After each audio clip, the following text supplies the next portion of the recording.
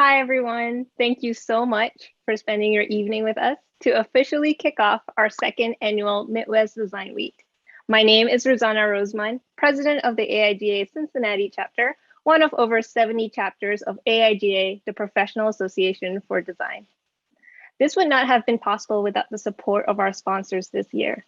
Thank you to Saatchi and Saatchi X, the University of Arkansas Graphic Design, Creatives on Call, Salesforce, Deckle and Moneypenny, and to all our sponsors. We are grateful for your support and honored that you have entrusted us to fulfill our goals for Midwest Design Week in a meaningful way.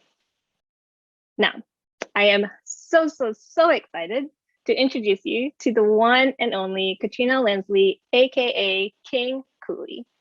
Katrina is an award-winning art director, public speaker, and performing artist. I first met Katrina in our graphic design class at the Savannah College of Art and Design in Savannah, Georgia. She was one of those cool kids, at least from my point of view, whom I really wanted to hang out with because I knew that if I could have the privilege of simply being around her greatness, I could learn so much, not just about design, but about life, about who I could be, who I am, how it could grow as a designer. Having moved here from a different country, I was on a journey of learning about myself. And Katrina was someone I admired for having a strong and grounded sense of self. She was, and still is, a huge advocate for finding your own voice in your work and has never shied away from speaking her truth. Tonight, she'll be speaking about her unique experience navigating the professional world of design as a Black multi-hyphenate creative, as she explores how we limit ourselves by compartmentalizing our passions. Think about it. What would it look like for us to advance our design work through vulnerability and community support? And so, without further ado, Katrina Lenzly. Thank you so much. Nice to meet everyone, meet everyone. I hope you guys are having an awesome Monday. Hope you all are staying safe. Rosanna, thank you so much for that intro. I did not fathom that you thought that I was cool at all. Even in being introduced and invited to AIGA to speak has been such an amazing opportunity because I didn't see myself as a great designer when I started in school. Didn't have any plans to actually be a graphic designer. I had really big plans to be a famous rapper, and maybe I designed tattoos on the side. And just throughout school, I really struggled. So it's really interesting to just hear from other people's perspectives how they viewed me because I don't know, I guess in some ways I did a pretty good job of pretending I had my stuff together, but I really appreciate the kind words and the support. We're gonna jump into things here. I'm gonna try sharing my screen as best as possible. Let's see here. All right, guys, bear with me.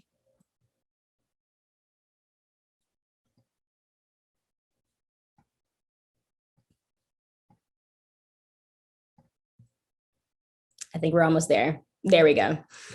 So as Rosanna mentioned, we met at SCAD, and during my time at SCAD, like I said, I was very much lost in the design world, not really understanding how I could contribute as a designer, not sure how being a designer could contribute to my life as well. But I did find a way that design could essentially be used to help me build up my passion for music.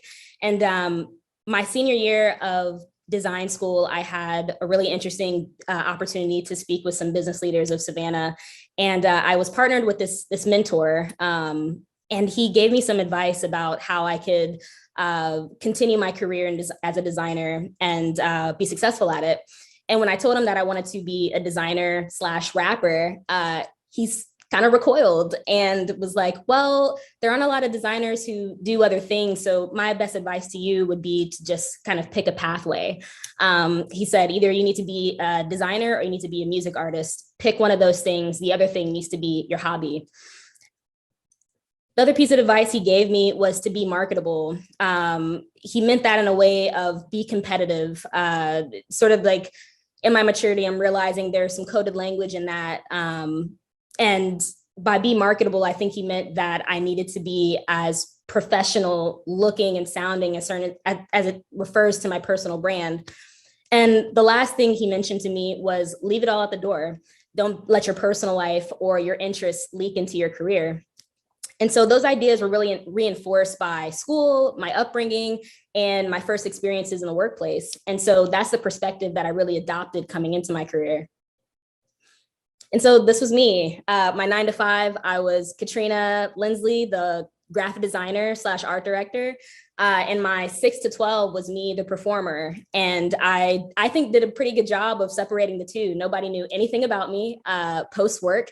And I worked really hard to keep it that way. Right after college, I got my first internship at Chick-fil-A corporate. It was a really great opportunity to apply my business minor, and I learned a lot about marketing, which helped inform a lot of my music as well. My first big girl job, though, was an opportunity to be an art director at an agency here in Atlanta called Anthem.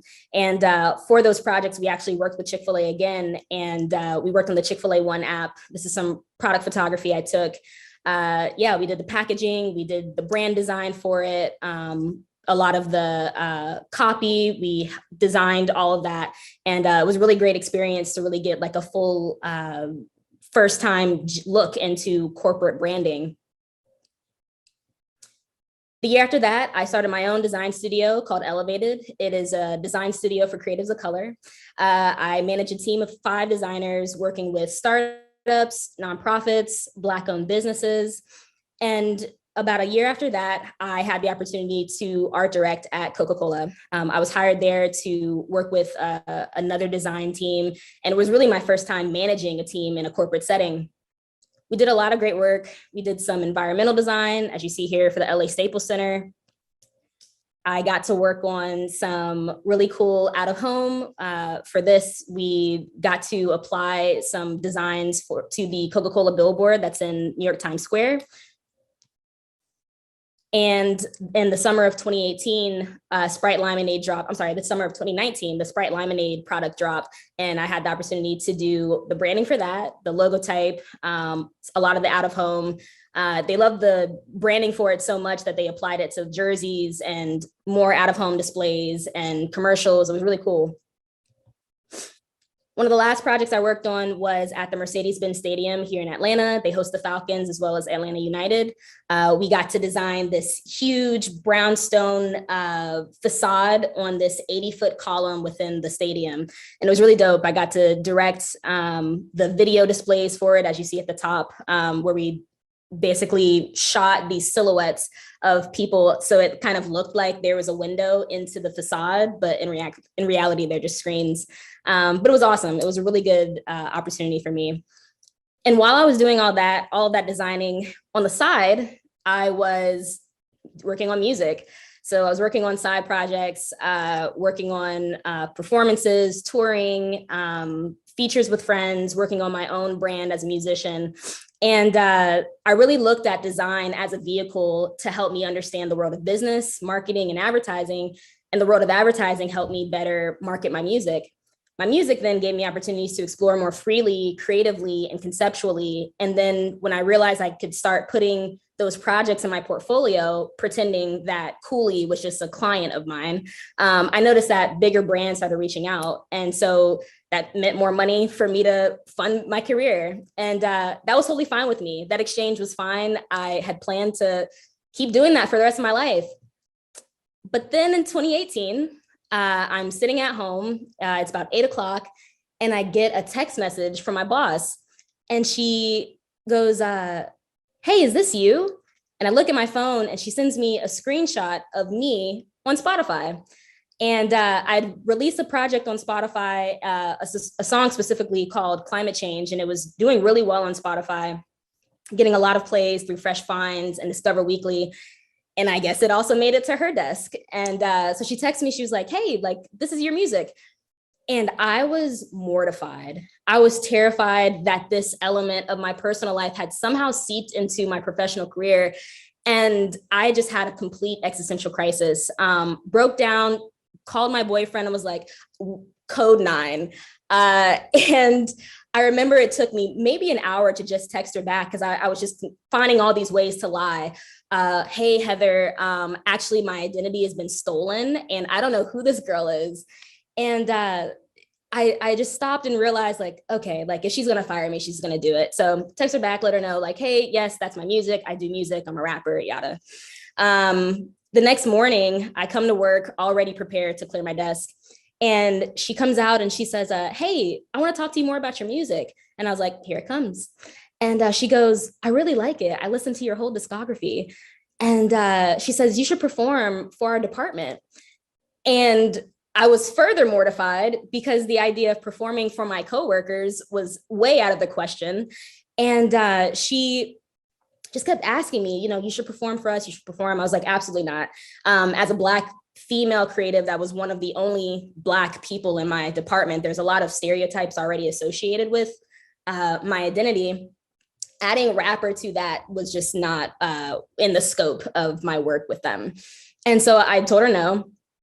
But then she kept asking, and finally we came to a compromise that I would present a presentation for our team if I were to do this. And so the topic of my presentation became the rise of creative diversity. I wanted to share my experience as a multi-hyphenate, as a rapper, and as an art director. And as I was preparing for that presentation, I found this really great quote by Simon Sinek, who's an author and organizational consultant. He shares, we mistake that passion is something we do in our personal lives, but it shouldn't be done in our careers. I'm a firm believer that anyone who says they are different at home than they are at work, and one of those two places is lying. The goal is to make everything you do at home, at work, something you are excited to do. And so when I saw that quote, it really came for me.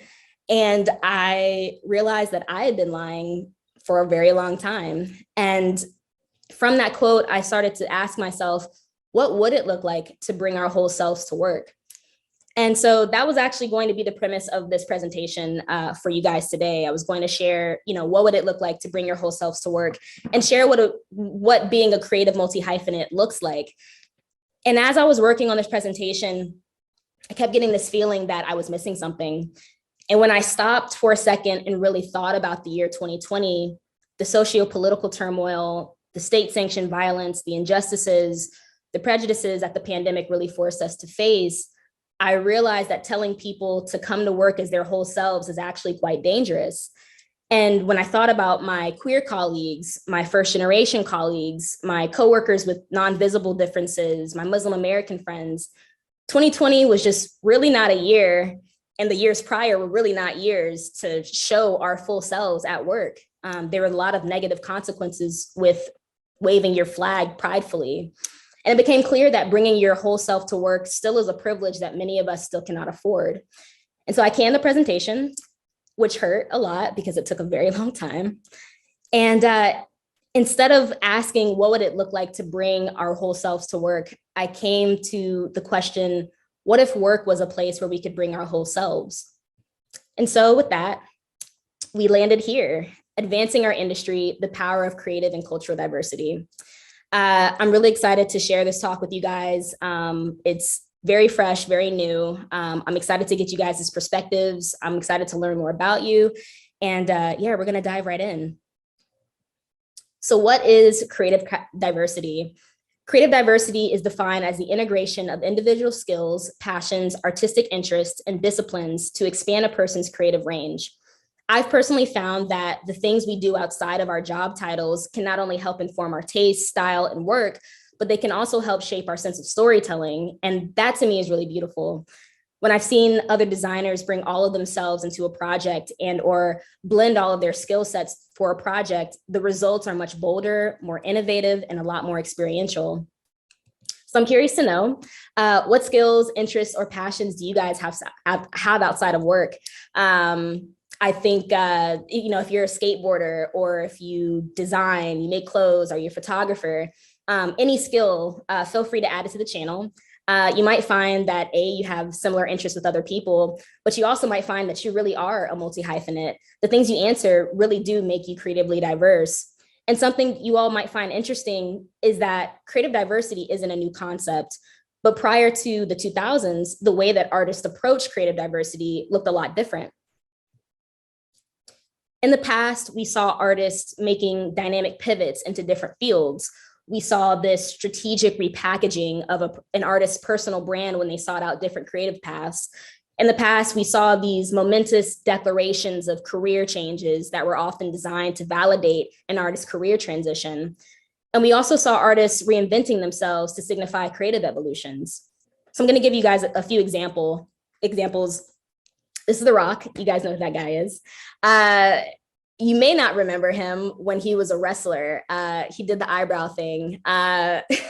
He made this huge leap from wrestling to acting, so much so that we kind of don't even remember him often as being a wrestler, but as this big personality.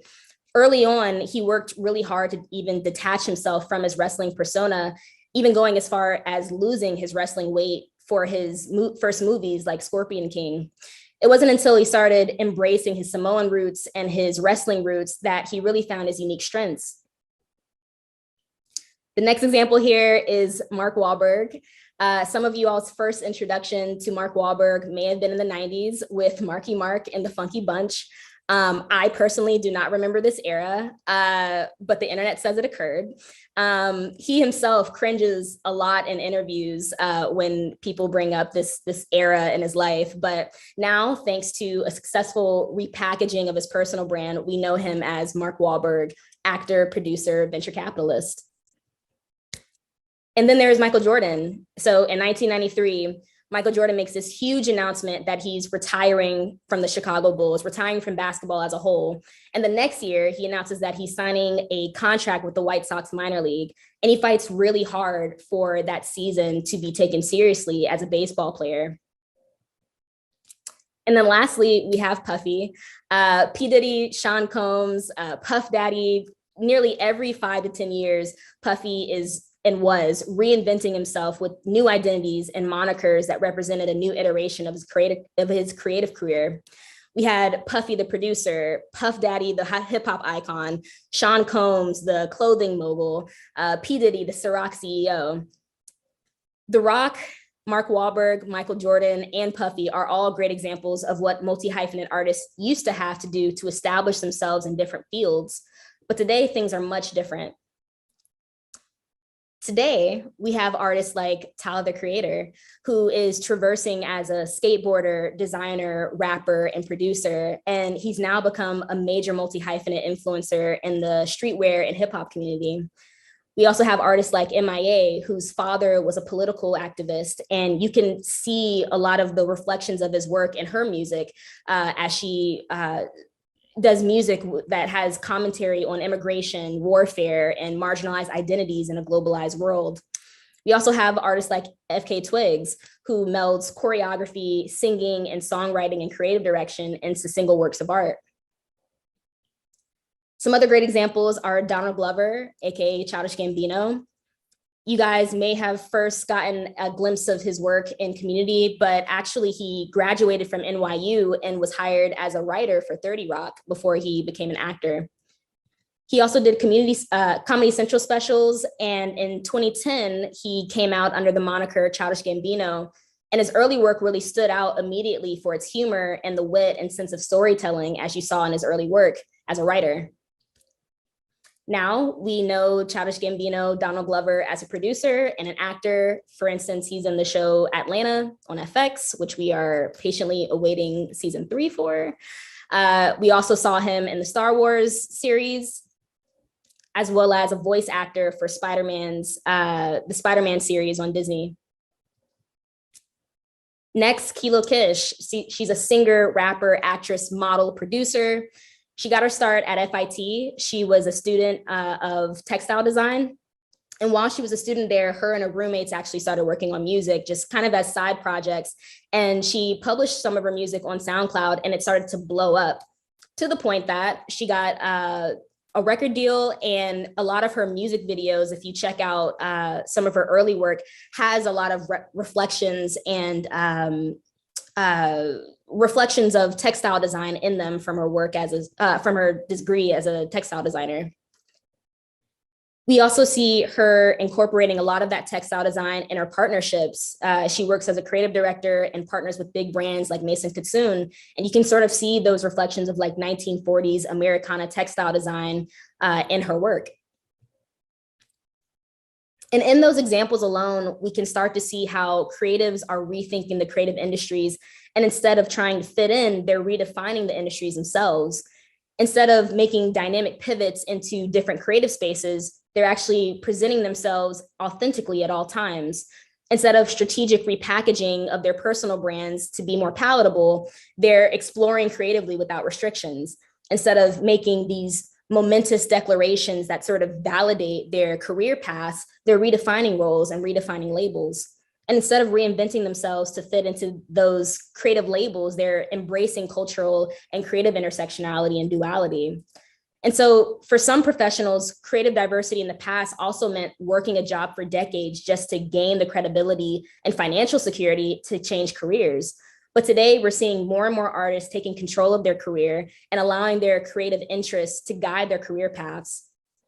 Matt McHugh, who's an editor-in-chief at 99U, wrote about this exact thing. And he says, the age-old standard of working your way up the ladder at a single company for the duration of your life has been disrupted by career professionals blending skills that were once thought to be mutually exclusive, like design and computer programming, to make entirely new hybrid careers in anticipation of the market needs of tomorrow.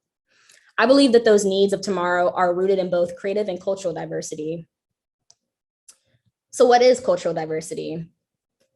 Cultural diversity is the existence of a variety of ethnic and cultural groups within a society. In preparing for this presentation, I was really interested in finding out how culturally diverse the design industry really is.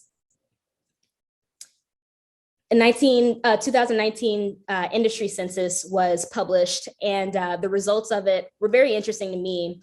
The first thing that we see here is that the design industry is 61% women and 39% men, which is a huge contrast from where it looked about 10 years ago. However, the design industry is still majority white, 71% white, 36% Asian, 8% Latin and Hispanic, and 5% multiracial, 3% Black, and less than 1% Indigenous American. Blondie Conroy, who is an art director at SBA, writes, diversity in design is important because having a wide variety of perspectives at the table throughout the design process allows us to design more inclusive experiences for a broader audience. Working in homogenous teams where everyone has a similar life experience means that we narrow the scope of our work and seriously limit the possible outcomes. The culture of design is still overwhelmingly homogenous, and we need more diversity of thought, culture, and experience if we're going to remain relevant in a rapidly changing society. Design needs more diversity. In a Medium article, Aaron Bowick, the chief design officer at IBM, wrote, diverse teams approach the same problem from many perspectives. They tend to generate more ideas, making them more effective problem solvers.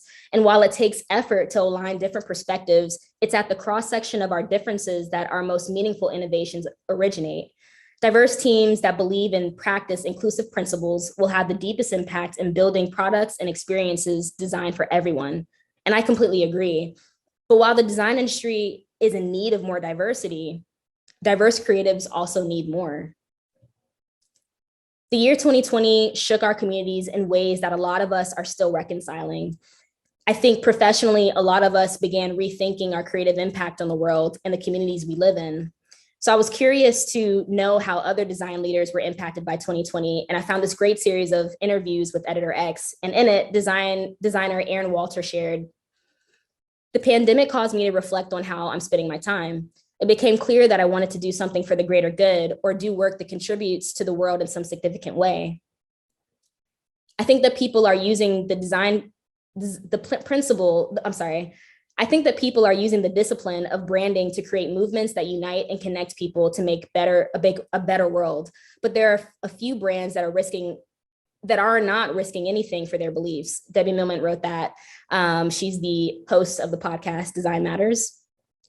Natasha Jen from Pentagram wrote, there's a heightened awareness of environmental issues, and it's become a bigger consideration for designers. How do we participate in that? Do we have a role in that? Those are the decisions we need to make. And Carly Ayers from Google Design wrote, it's really important that we keep these conversations going. We really should be bringing equity and inclusion to the forefront of our conversations and practice and figuring out ways to infuse that into our workplaces. So diverse creatives do need more and they're seeking more. I thought to myself, what if we implemented more consideration and input about the projects we contribute to, like Natasha mentioned, more equity and inclusion, like Carly Ayers mentioned. Diversity isn't about employment numbers, it's about humanity. And I believe if our industry adopted a more human-centered approach to its culture, a lot of the burnout and isolation we feel would be alleviated, allowing all of us to make more creative work and, most importantly, show up to work as ourselves. For this presentation, I spoke with 6 talented creatives of tomorrow. Their professional experiences and unique perspectives truly helped me shape this presentation. So I definitely want to thank all of them, as well as some of the additional creatives I interviewed that were not included in this round. But for these 6, you'll see their faces and their work throughout the presentation. In addition, we're going to look at 3 major questions that I think can help us understand ways we can meet the needs of creatively and culturally diverse talent in an effort to not only build a more human-centered industry, but also to maintain it. So our first question here, how does creative and cultural diversity influence design?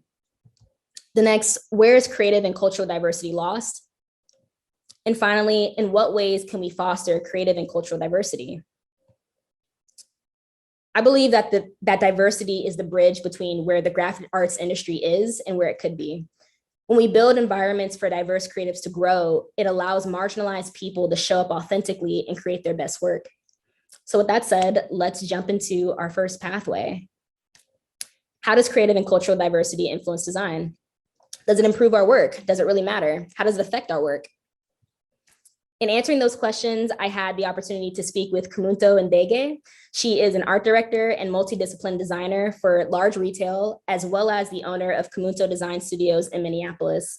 Kumunto is of Kenyan and Laotian descent. And when I asked her in what ways her heritage informed her work, she said, I like to think that my background helps me have multiple perspectives and lenses. I always felt like I had to have one type of style or something that was very definitive about me that people could tell me apart from other artists. But I think my background being super diverse was applicable enough to make me as an artist unique. I am someone that loves to apply different types of blackboards into one thing whenever I get the chance to. So say I'm designing something like a social media post for a client, and I want it to be something attention grabbing, something that really gets the consumer to click on whatever it is. I'm like, okay, well, I'm going to incorporate stop motion, or I'll incorporate some music behind it too. Really utilizing all of my talents into one thing to create a story, I feel really helps strengthen my talent. Along with Kumunto, I spoke with Tammy Coker about how diversity influences his work. Tammy is a pianist and a former high school teacher. He started out as a biomedical engineering student, but hated it and eventually found his passion for digital media and photography in college. You guys may have seen Tammy's work through Adobe Max. He was featured in last year's Adobe Max conference. His work has also been seen in Essence magazine, and you may have even seen his work in this year's Emmy Awards. You can see some of that in this middle still. Today, Tammy works as a graphic designer, photographer, public speaker, and co-owner of Coker Creative Studios in Dallas, Texas. He shares that the vibrancy and graphic textures in his work reflect his heritage and home country of Lagos, Nigeria. When I asked Tammy how he believed having multiple passions influenced his work, he said, I think it's been helpful because it gives me breaks when I need them. If I'm tired of designing, I can just go watch a documentary on photography. If I'm tired of photos, I can go play music, re-stimulate my eyes and my mind, go for walks. But I think having all these creative disciplines has allowed me to really be able to recharge. If design was my only outlet, then I don't think I would be sane. I think I'd be working through the burnout. He also shared, I think the cool thing with having all these different creative outlets is if I wanted to do anything to put them all together, I could. Like if I learn animation and I learn Cinema 4D, then I can make my own loops and make the music for it. There's so many endless possibilities. Our next pathway is the question, in what ways do we lose creative and cultural diversity?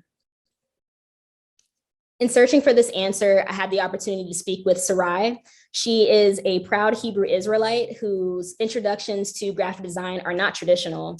Sarai's education in design is rooted in community schooling, self-learning, and traditional art and storytelling, which I believe has really made her work a lot stronger and more authentic than some of the corporate executions we see in advertising now.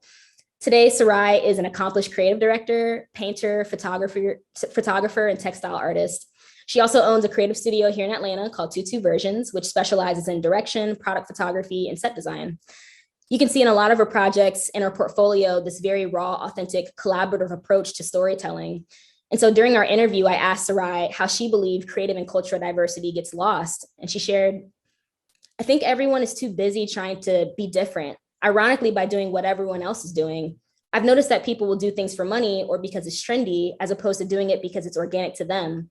Creative and cultural diversity expands when creatives hone in on the one thing that makes them special. It sounds cliche, but doing the thing you really love, the things that really are true to you, is where the diversity is initiated and expounded upon. This is JC Holmes. I interviewed her next, and she is an amazing multi-hyphenate. She is a UX designer, an entrepreneur and founder, an educator, and in addition, she's an openly queer Afro-Latin Panamanian who is doing some really amazing work to amplify the voices of marginalized creatives. JC received her bachelor's in mathematics at Spelman University here in Atlanta, as well as her master's in interactive media at NYU. From there, she went on to work at Microsoft as a program manager. And while JC was a team member at Microsoft, she shares in her blog that she experienced a number of microaggressions during her first few weeks of employment. I love JC's story because, as opposed to shrinking in those moments, JC actually started using interactive design to build data relating to the prejudices she was experiencing. For instance, she has a project titled #HowMuchTime, where she spent several months data logging racism she encountered. The program she created incorporates her pressing a button whenever she experienced workplace harassment or microaggressions as a way to track the amount of time people of color are distracted by bigotry throughout their professional lives. She also has another project titled The Zoo, a wearable instrument that you can see at the top right in that middle panel. In this project, she created a full body suit that recorded a series of microaggressions that she heard told to her and other women of color. And she turned those recordings into a song and created a wearable instrument that could be performed. She writes in her blog, "I am dancing because if a woman of color did anything else while her body was attacked with unsolicited judgment, she would be considered angry." I had the opportunity to visit JC at Spelman University, and I asked her how she thought creative and cultural diversity were lost in the industry.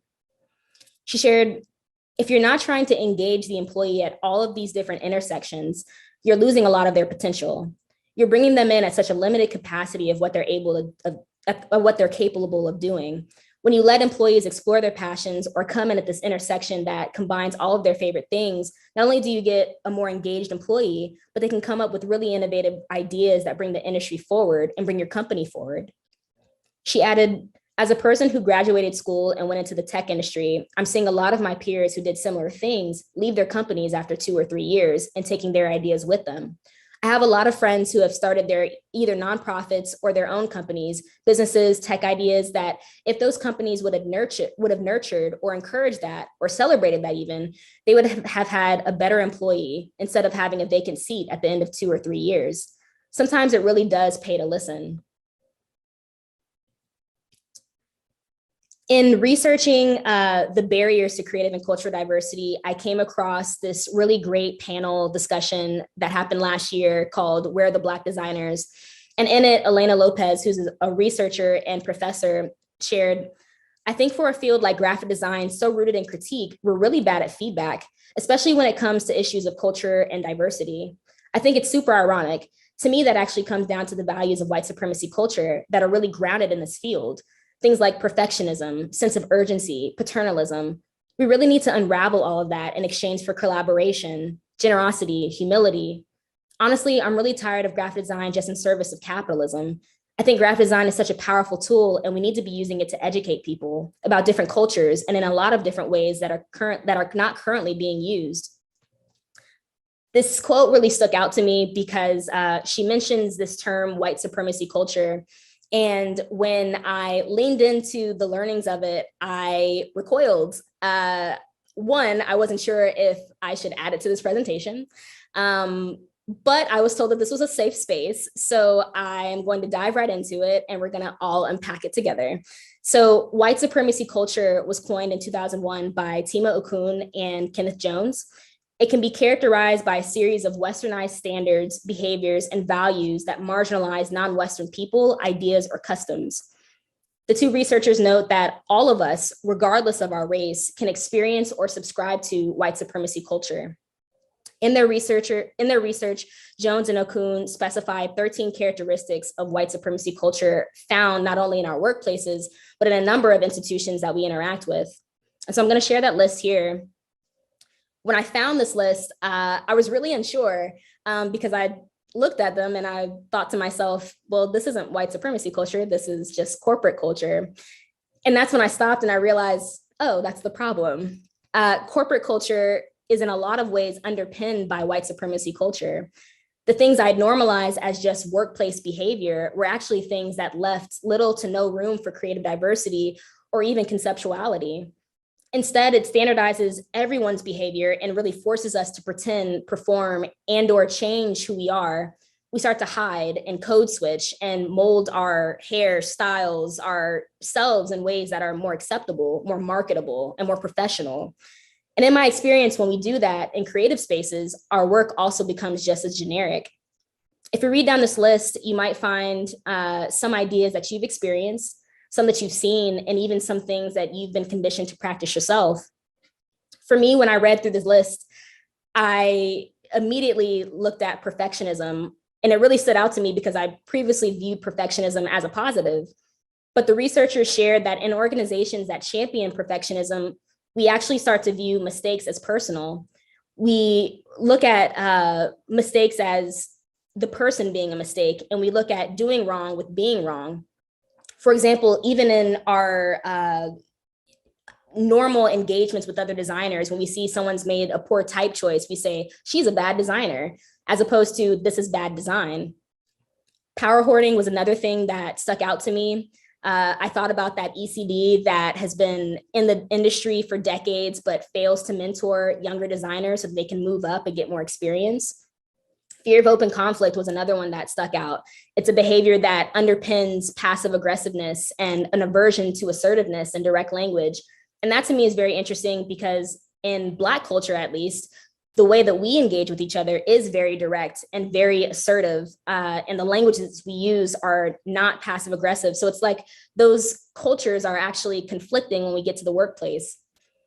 Quantity over quality was another thing that I thought was interesting because as designers, we love to share with our creative directors and our clients 13,000 iterations of a logo design. Well, we really know that 2 or 3 are going to work, but we want them to know that we've been working really hard and putting a lot of effort into the work. These are things that I felt I had to do to be competitive, to be marketable. And like we discussed before, when I really contextualize these practices, I realized that these things are things I'd reconciled as normal.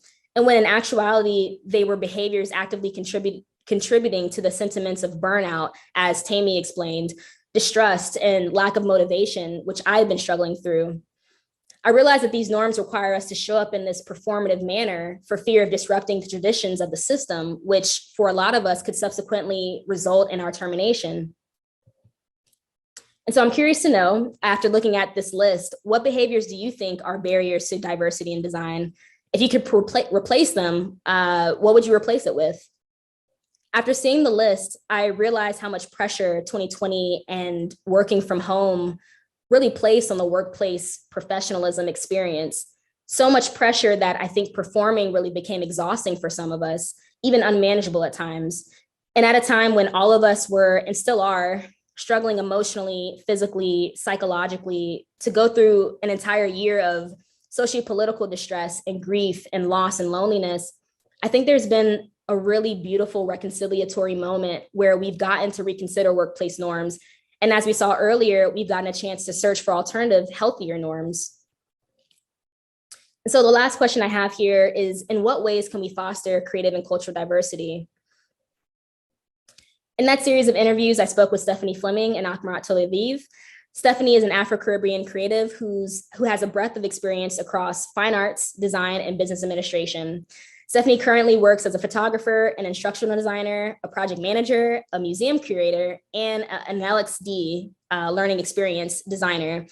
In studying her work, I found that Stephanie is really trailblazing and expanding the field of learning experience design, from writing preschool and art science curriculums to creating conceptual interactive art installations. She's essentially using design and psychology to help the minoritized unlearn Eurocentric education models that hinder their ability to learn and engage with the arts. When I asked her what she wishes her employers understood about her, she shared, "We need to be treating people as individuals and not as a whole group. Not everyone is going to need the same thing at the same time, and we have to be willing to listen and acknowledge the needs of each individual staff member. Give your employees the opportunity to make decisions for themselves. Give them that level of autonomy. You hired them to do the work, so trust them to do the work. We got to be able to still accommodate lifestyles. Otherwise, we're not living anymore." And that's the hamster wheel that I'm just like, no, thank you. I feel there's a control issue. Think about it. Who gets hurt or who wins, or how do the dynamics change if we started actually giving voice and opinion to all levels and not just leaving it up to executive staff? And I think those are some of the game changers. For me, a really great leader is someone who is willing to put themselves aside and let their team shine. And where I see these corporate spaces that they fail the most is when they make it out about them. They make it about prioritizing what they want to do and what they're able to do. Last but not least, I had the opportunity to speak with Akhmarat Tuliev. He is a new media artist and filmmaker working at the intersection of storytelling, augmented reality, and virtual reality. Akhmarat has a super diverse background. He was initially trained as a painter in his home country of Turkmenistan, and from there, he went on to become a professional ballroom dancer. He came to the States to study filmmaking at the Savannah College of Art and Design, and after graduating, he became a producer at Warner Media. Akhmarat shared that during his time in the corporate advertising and entertainment space, he really experienced a lot of prejudice and as an immigrant. And he also said that he started to miss the human connection he felt as a ballroom dancer between him and his audience. And he left corporate at that point and went back to school to earn his master's at Tisch to study interactive telecommunication. When I asked Akhmarat how he felt his early career experience could have been better shaped, he shared, "A nurturing work environment would be an understanding of trial and error, understanding that things will not work, understanding that a single person cannot be amazing and they will need help. For me to be who I am today, it took 3 different degrees, a painting degree, a film degree, and an interactive degree, 4 years of dancing, coming from Turkmenistan where I spoke Turkmen and Russian and I had to learn English. And all of those things culminated to me being who Akhmarat is today. And it makes my work so much better because of it." He says, maybe at the end of the day, what we need in the workplace is more empathy for human beings and their experiences. And if we cannot get stuck in the corporate mindset, if we could just be kind, I think that will solve our understanding of trial and error, that everything can fail, that people need support, and everything in the end comes down to empathy and kindness. As I mentioned before, diversity is not about numbers, it's about humanity. And after interviewing all 6 of these brilliant thinkers and designers, I started getting really sad. Sad because to listen to their experiences about workplace prejudices, it felt like I felt a little bit defensive of our design industry and a little bit guilty and ashamed that that was the experience of such amazing, talented people in our industry. But to also know that we were missing out on this kind of creativity, it seemed like such an interesting thing that we could be solving instead of shying away from. So today, when we think about this corporate push for diversity, we have to realize that we shouldn't just be making room for diversity of color, orientation, gender, but also making room for people at their fullest, their whole selves, all of their strengths, all of their weaknesses, their whys, their work styles even. All the things that make them unique, because when we do, we get elevated experiential design, like Kamunso mentioned. We get preventions to burnout, like Tammy mentioned. We get authentic creative work, like Sarai, and innovative storytelling and unique approaches to problem solving, like JC's work. Equitable design solutions, like Stephanie, and a wider net of opportunities, like Akhmarat. And to foster that creative and cultural diversity, we also have to find ways to decolonize our thinking. We have to create spaces where creatives feel accepted, nurtured, and supported so that they can bring their full selves to work. The pre-COVID norms of perfectionism and individualism have to be replaced by appreciation and community. Power hoarding has to be replaced with power sharing. Defensiveness replaced with growth mindsets and radical openness. These alternatives are especially important when we talk about the kind of nurturing and encouragement that is not only required to develop healthy creative minds, but also allows creatives to show up fully as their whole selves. Mike Robbins, who wrote the book, Bring Your Whole Self to Work, shares, When we don't bring our whole selves to work, we suffer lack of engagement, lack of productivity, and our well-being is diminished. We aren't able to do our best, most innovative work, and we spend and waste too much time trying to look good, fit in, or do and say the right thing. For teams and organizations, this lack of psychological safety makes it difficult for the group or company to thrive and perform at their highest level because people are holding back some of who they really are. And so when I think about that advice that that guy gave me my senior year of college, I think about a really antiquated, limiting, and myopic view of what a creative career should look like. And now that I'm older, and I think about my younger self, I think about the kind of advice that I would give her. I would tell her, instead of picking a single career path, set your goals wide. You can't design for the world if you haven't seen it. Don't limit your creativity, explore, venture. Don't be afraid to be a student again at something new. Don't be afraid to quit where the value of your diversity isn't appreciated.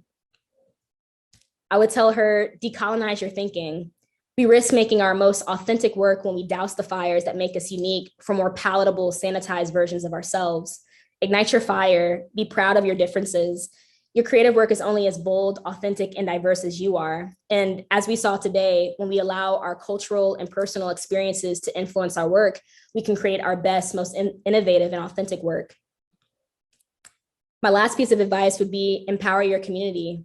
In addition to bringing your whole self to work, you have to bring others.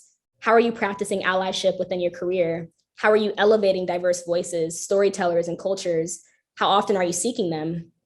There are different people in and outside of our networks of varying races, cultures, and social classes that have different stories and different methods of telling those stories. Some of them might not even have college degrees. Some of them are trained in other fields. How are we reaching them? As JC mentioned, we have to start getting creative about meeting people at their intersections. And with my experience, I believe that when we start approaching creative recruitment with the same sense of imagination that we do our creative work, we welcome a wider range of thinking that challenges us both as humans and as creatives. I believe that advancing the graphic arts industry requires a firm commitment by both design leadership and designers to not only seek diversity, but to also create accessible, equitable spaces where others feel seen, heard, valued, and welcome. And so I hope you all enjoyed this presentation, and I hope we can all take these considerations into the rest of Design Week, as well as our workplaces. Thank you so much. I appreciate you.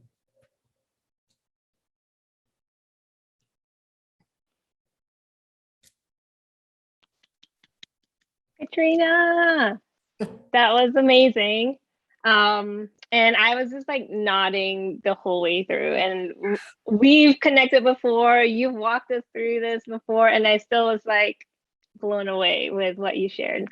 So thank you so much for sharing your perspectives and sharing like a really thoughtful process of how you got all this information and how you put it together to do this talk today with us. Because I think it really connected really well.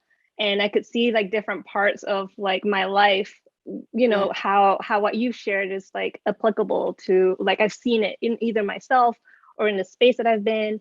And most of the time I didn't understand what was going on when it happened.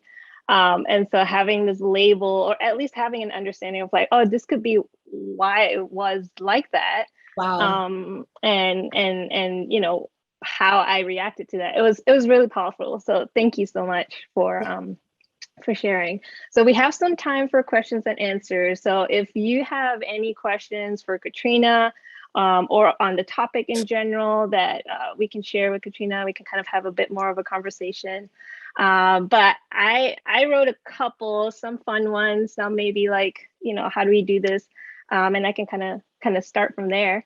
Yeah, let's do it. So yeah, okay. So my first question for you is, so you described yourself as a multi-hyphenate creative. What's your favorite thing about being that? Like, what brings you joy in being in this mode? That is a great question. I think I'm a person who's very competitive and always looking for like a new challenge. And so I think the most interesting thing about being a multi-hyphenate is finding the connections between one field and another and finding ways to like succeed at it. In my interview with Tammy Coker, he had mentioned having a little bit of imposter syndrome and some frustrations when you're trying something new. And I thought that was so interesting. He had mentioned like the struggle of being a student again, because when you've kind of succeeded as like, you know, say a graphic designer or a photographer, and you're a student again, you're starting over completely new in a new field, it can feel really jarring and really frustrating because you know what good looks like, but you know, starting over, you know, you're still getting those like failure moments that are kind of hard to reconcile. So yeah, to me, it's the challenge that's been the coolest part of it. Nice. Yeah. How do you work through that frustration? Like how do you work through knowing, especially when as you get older, you're like, I'm too old to learn new things, right? And you get even more frustrated because you see like people much younger, just like they just pick it up, they're super intuitive. Because as you said that, I'm learning a skateboard. Yeah. I was like practicing how to do an ollie today. It's really hard. Nice.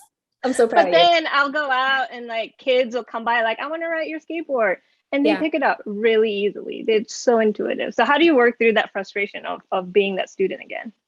That's a great question. For me, it is a moment to embrace humility.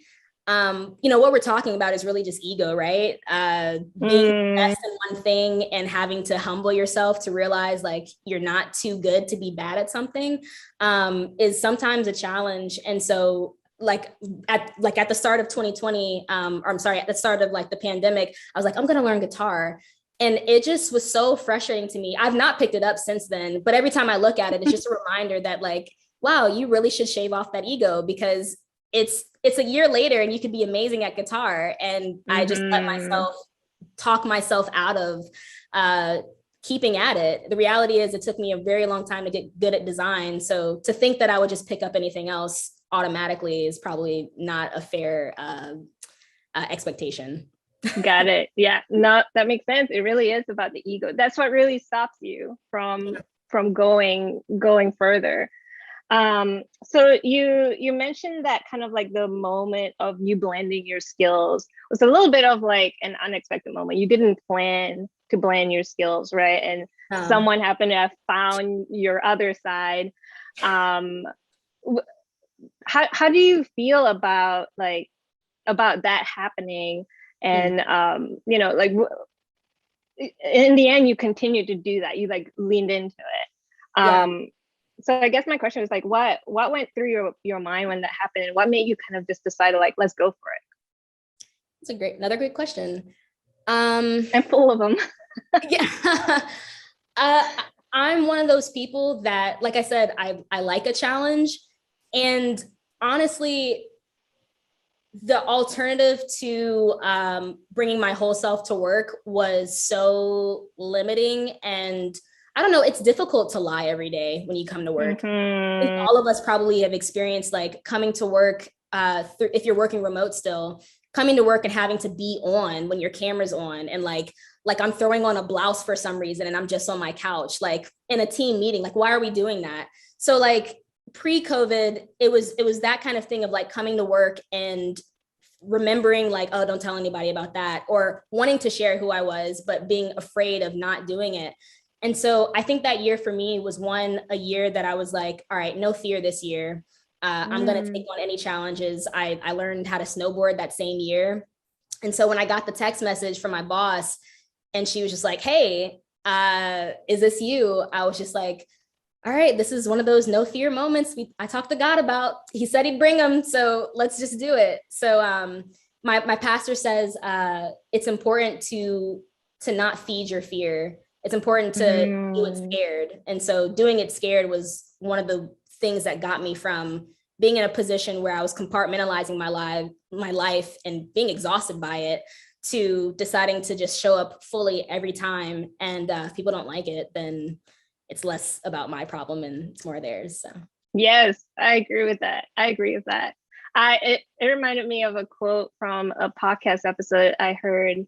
It was also kind of like faith-based, and she said, you can either walk in fear or you walk in faith, but you can't walk in both.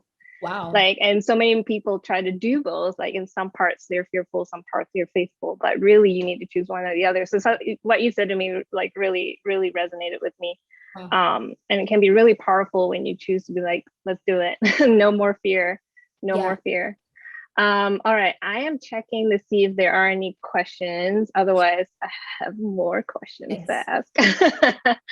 All right, one of the questions that I wrote down was really about kind of like, you talked about the, the workplaces, the spaces need to serve the diverse needs, need to serve us um, as a diverse group. And how do we find those places? Like, how do we understand where can we go that would accept us as ourselves? And granted, we are probably still learning about ourselves too. Like, how do we understand like how to navigate this world? Maybe you can pull from your own experiences too. Like, how did you find a space that really accepted you as you fully? Wow, that's a great question. I think on one side of bringing your whole self to work, you also have to accept that other people are bringing their whole selves to work, or at least you have to expect it.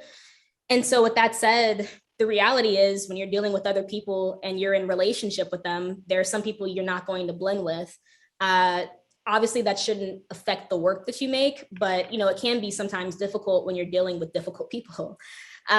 So one of the things I have to keep in mind is that everyone is not going to be an ally. Everyone is not going to enjoy me, even though I very much like me. And it's just one of those things where when you find those spaces, it's really important, I think, to take as much away from it as you can in terms of like your own self-confidence. When we get into good, like, I think a lot of us have dealt with not to speak for everyone, but I think a few of us have dealt with a number of like traumas in the workplace, and we don't talk about that a lot, especially as people of color. But defragmenting that feeling and realizing that there is another side of the spectrum from like toxic workplace culture that is healthy workplace culture is something that all of us should strive to look for. And if we can't find it, sometimes it's really important to create our own spaces. Yeah, that's really beautiful. It reminds me of I learned in my RA days, confrontation is not always negative. Confrontation is you're just addressing what is there. Yeah. And that's what it reminded me of a little bit, because you're absolutely right. Other people, if it's a space for you to bring your full selves, there's not going to be another version of you. Everyone's going to be different. You're going to have your differences.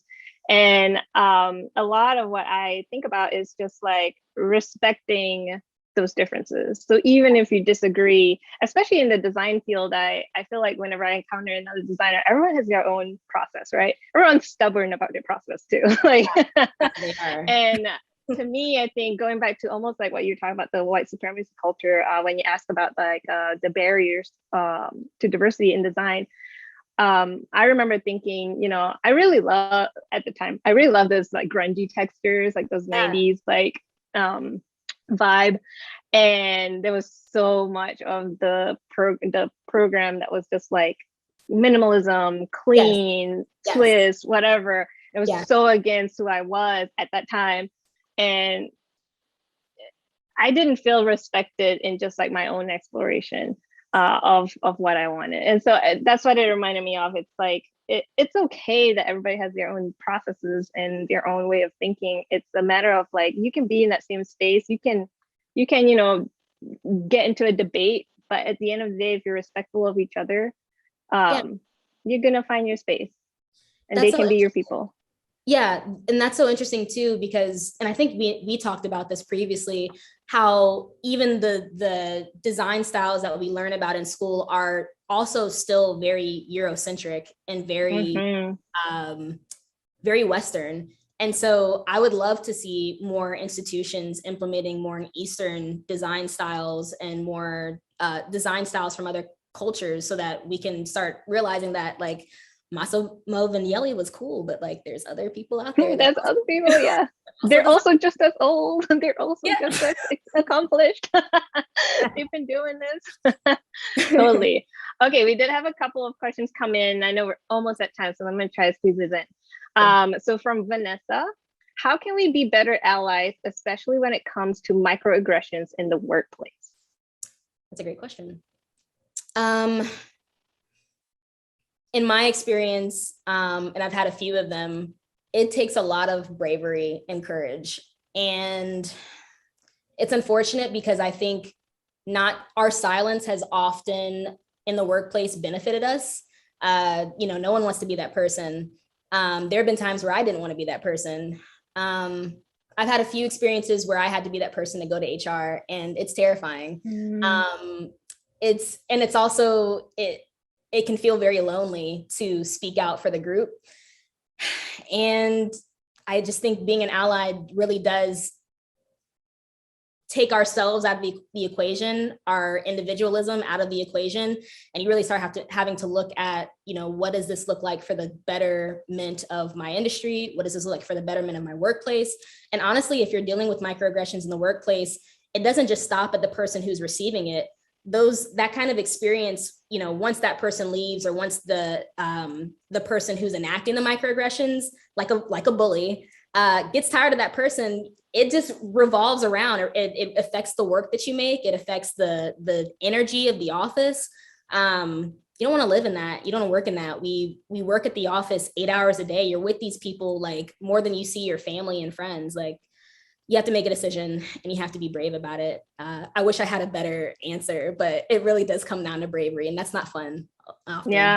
Yeah, it really does. You have to be the one to like bring it up. And I think I had an instance where like somebody said something or set up the situation in a very weird way, where I then like kind of private messaged them, be like, hey, this is how it made me feel. Yeah. And that's a brave thing to do, because the most you can hope is that they believe you.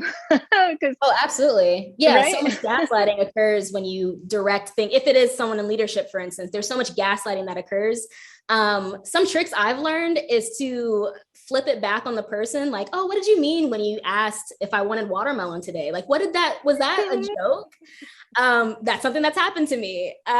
Flipping it back on the person, making them feel like a dummy is great. And there's other ways of like, not having to escalate things to HR. Finding your own style, things that make you feel confident and speaking up are always good, but you have to say something. Yeah, definitely. All right. One last question. We're a little bit over time, if you're good. Okay. How was your experience of letting go of perfectionism, hustle, making a million versions, etc., in moving away from white supremacy culture's influence on design and workplace culture at work? Another great question. The question was, what was my experience in? Yes. Okay. And letting go. Yep. It was very freeing. Design culturally, the way that we like interact in design, it can start to feel like design is a part of our personality. And I kind of hated that feeling during school and at work. Like, you'd go to like post-work functions and all we're talking about is typefaces. And that was really frustrating for me because I had other stuff going on. And I don't know, letting go of like the feeling that I needed to like live and breathe design, the feeling that everything needed to be perfect, it freed me up conceptually so that I could explore creatively, if that makes sense. I had the opportunity to, once I decided, okay, at 5 o'clock, we're done with this, to go out and, like Tammy mentioned, reinvigorate my mind, re-stimulate my eyes, those kind of things. It actually made my work a lot better because I was getting more fodder, more inspiration outside of my desk and reapplying that inspiration into the work. So yeah. Perfectionism is, again, really about ego. And I think once you take that out of the equation, you get so much more out of your work, so many more possibilities. It's like you make room.